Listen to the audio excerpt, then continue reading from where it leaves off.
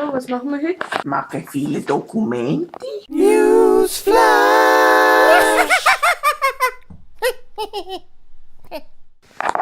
Und die Dokumente sind für eine Sitzung. Sitzung mit dem Töbel. Wir reden darüber, wie wir nach Japan gehen. Ob wir eine Stiftung machen oder einen Verein oder eine Firma oder eine Multipurpose Fladeli Hüdi Oder eine Babeli. Genossenschaft oder Einzelfirma. Eine Genossenschaft. Wir sind Sport.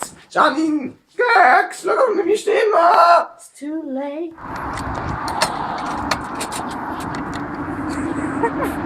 Es geht schwieriger, als das Geld in den Automat hineinlassen. Geld aus dem Automat rausholen.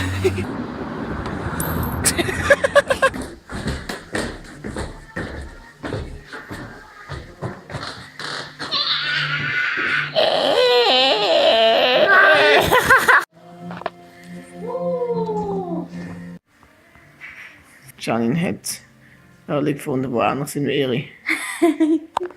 You're so mean. Und Tobi hat extra ein Kerzchen angezündet, damit unsere Sitzung romantisch wird. Jetzt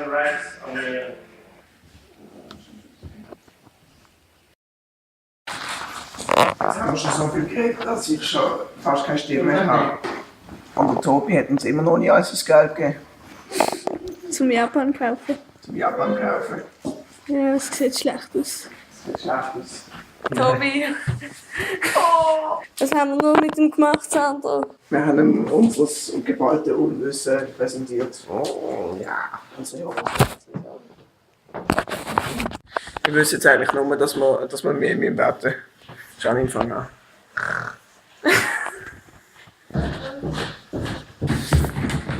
Schau mal den Mond. Das ist der Mond da.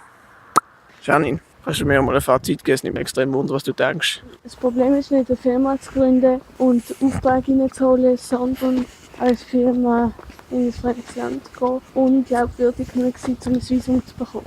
Das haben wir eigentlich auch schon gewusst, aber wir haben gedacht, wir machen es einfach. Die Problematik ist relativ komplex, oder? Weil es ist einerseits die Frage nach Finanzen und andererseits die Frage nach dem Visum. Und es gibt ganz viele verschiedene Arten und Gefäße und Fragen, die offen sind.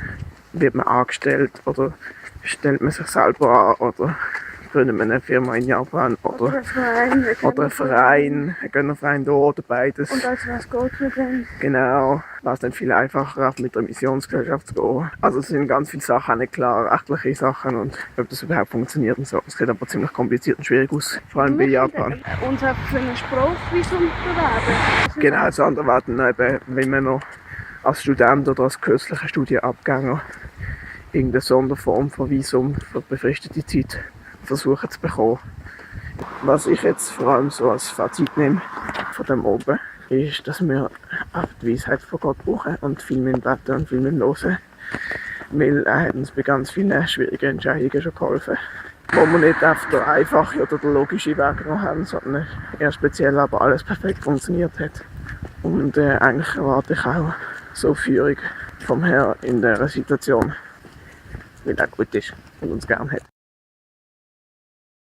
Hat da jemand einen Sack voller Windeln angelegt? Ey, Schweizer Windelentsorgungstechniken. Wer macht so etwas? Also es ist halt mega teuer, das zu entsorgen, aber hallo?